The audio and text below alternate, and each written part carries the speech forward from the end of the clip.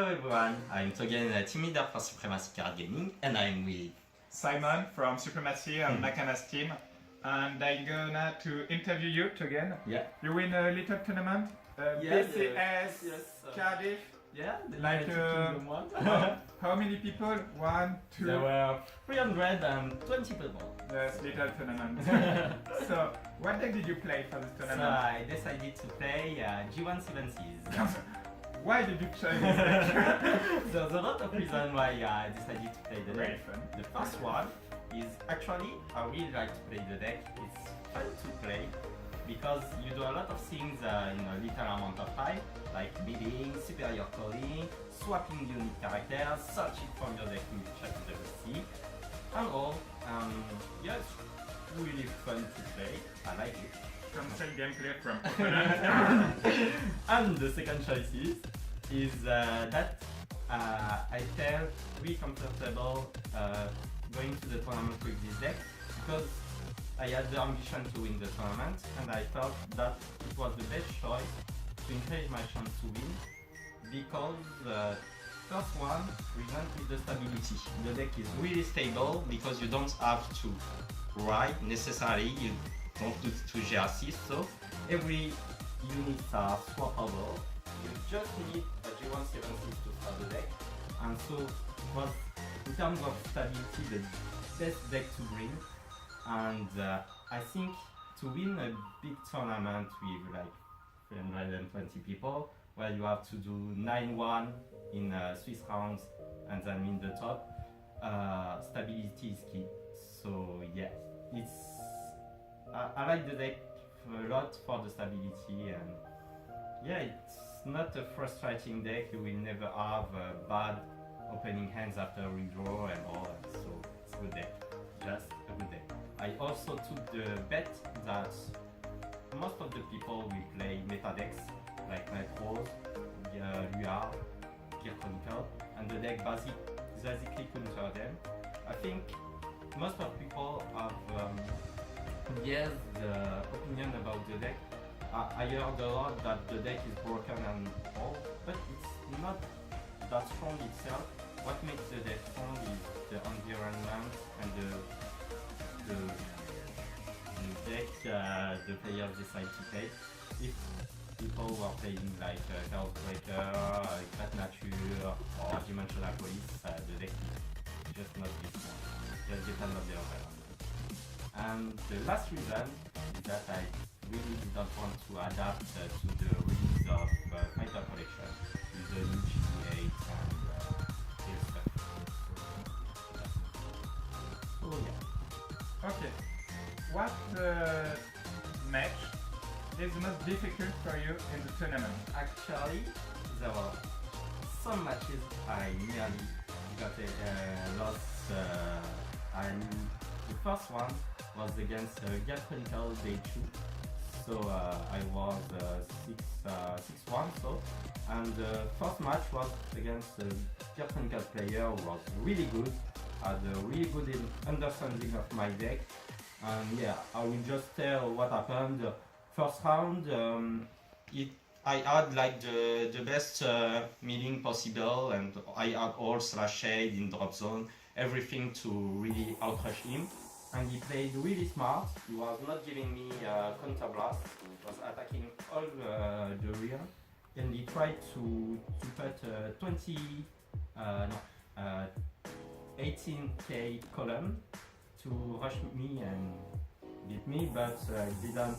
Finally, I just got him over the time, and yeah, the first round last 20 minutes. Second round, I get outrushed by the Gear Chronicle because I had no slash shade, nothing.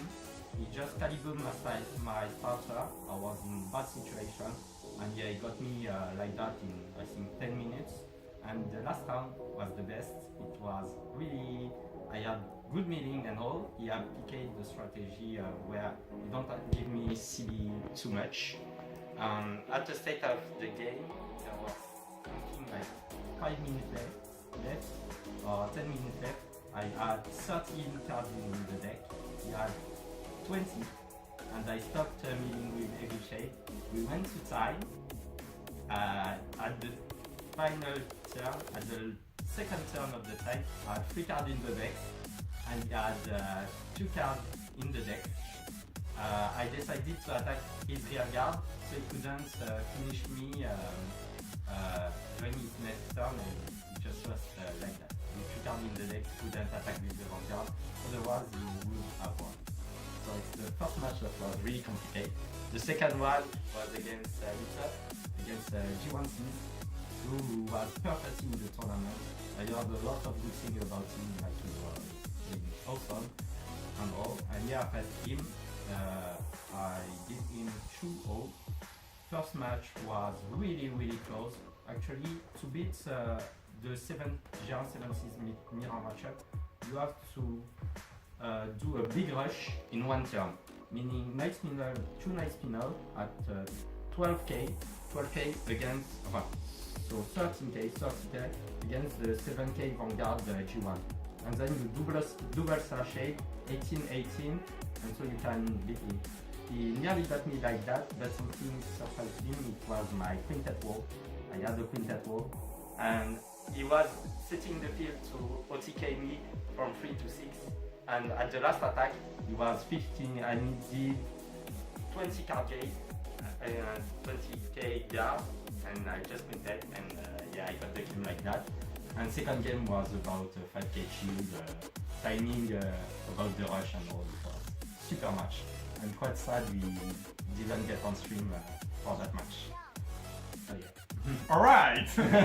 And the most fun of the tournament? Oh, definitely. I think yeah, the Gear Chronicle match was really fun, and even the most difficult and most fun. Most difficult. And Gear most Chronicle. Yeah. Gameplay. So props to the Gear Difficult Chronicle and fun. player if you have seen the match. Great, quick match against.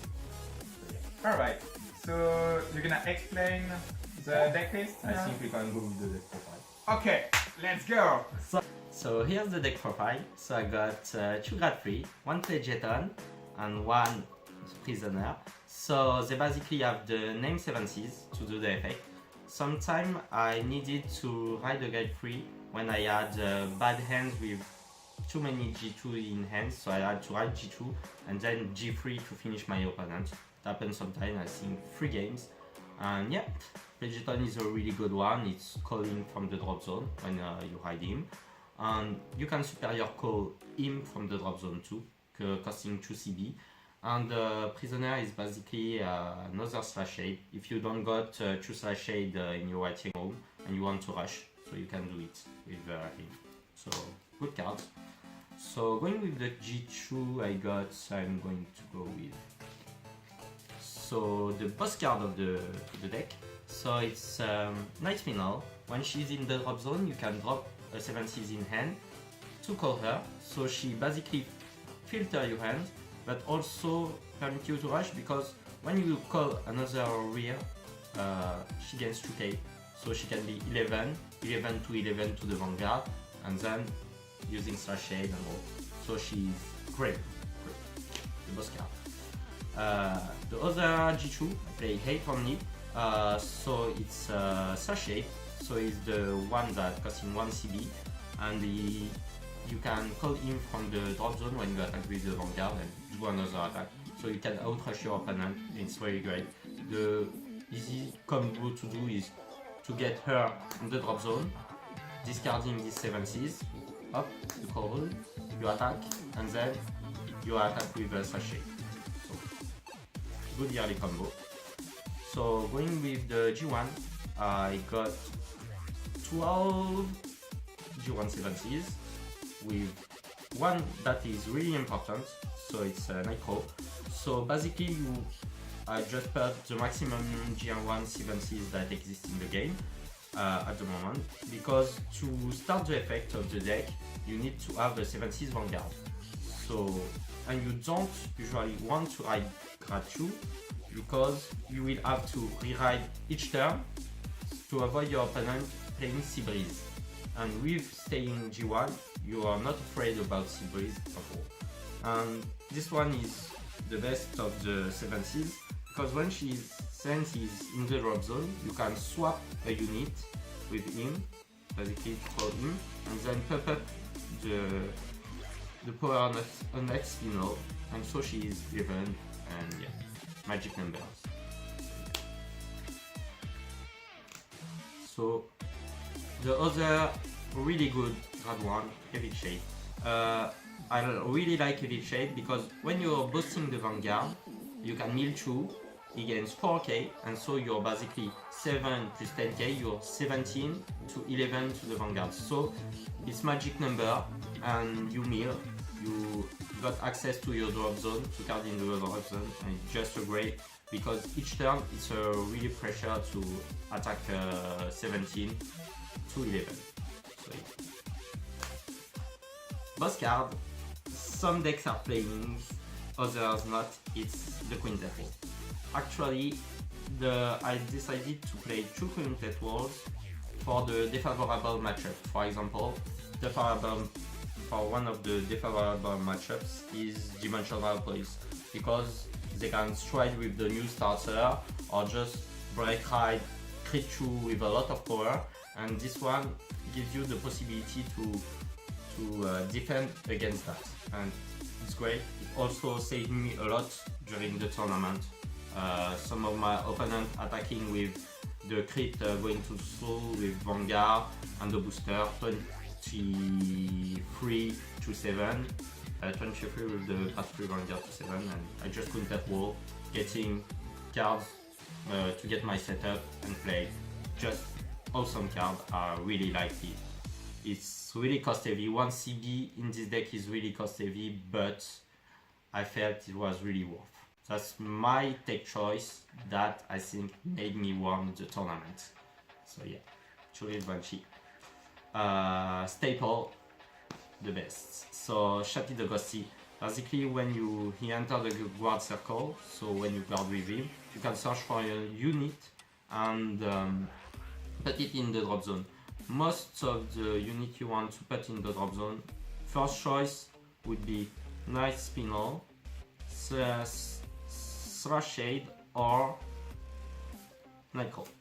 But in order, I really like to put, when I have a lot of G2 in hands, I have not a really bad good hand, I put Nice Spinel so I can discard on 7 Cs to call and filter my hands, and it's really great. That card is so good in G1 7Cs. So yeah. So another good card, but not really unnecessary. I don't feel this card is necessary, contrary to what most people say. It's Night Runner, so when he's in the drop zone, in the main phase, you can call him at the rest position and mill 4, and yeah, get your setup all. And basically what you do is calling him, and then in the ideal position, swapping him for Nightcrow, so you basically do +1 in terms of card advantage, and yeah, you're milling, yeah, it's good. But usually, since you have only one in the deck, I tend with Chappie to take not this one, but I tend to really take either Shade or Nice Spinel. So to begin to rush, or just to get my setup and filter my hands. So yeah. Here is kind of a secondary target for Chappie the Ghosty. I don't like to mill hoping for something in the early game, and if I don't got anything, I'm screwed. So yeah.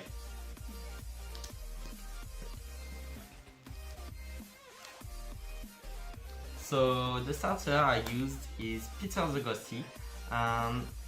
Yeah, we were during the tournament 3 players playing G1Cs, and the 2 others were playing Gina.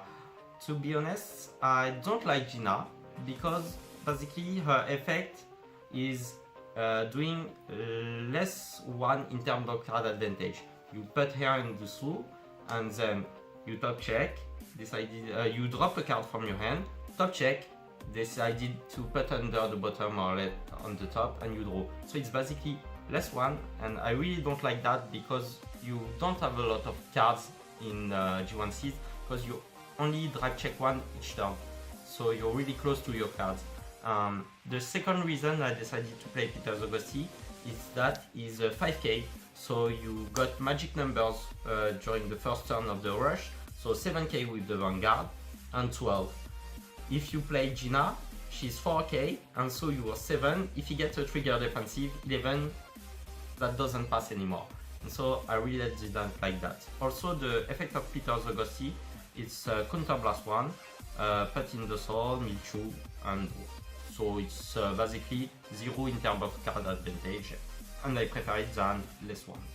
So yeah. My lineup trigger is a lot of crits, so 12 crits. So 12 crits with 4 that are really important. The 7th is named, so I can discard them to call Night Spinner, G2. And yeah, 4 other crits with effect, goes to soul draw, good. And yeah, basically 4 crits, normal. And I got 4 stamp, so perfuming zombies that is really good too. When it comes to the field, you can top check 10 and put a card in drop zone, so you search for your combo pieces and all, so it's great. Actually, I really like that version because it's super aggressive, and the deck don't last in terms of don't last during to the mid late game. You really want to be fast, and I really like that lineup trigger. Actually, there's another lineup trigger you could play. It would be 8 crits, those 8, and here I'll play 4 draws. But you would have to change a lot about the deck building. Not playing, I feel like Heavy Shade anymore. It's more a control deck when you have more cards in hand, but I'm afraid about decking out with this lineup.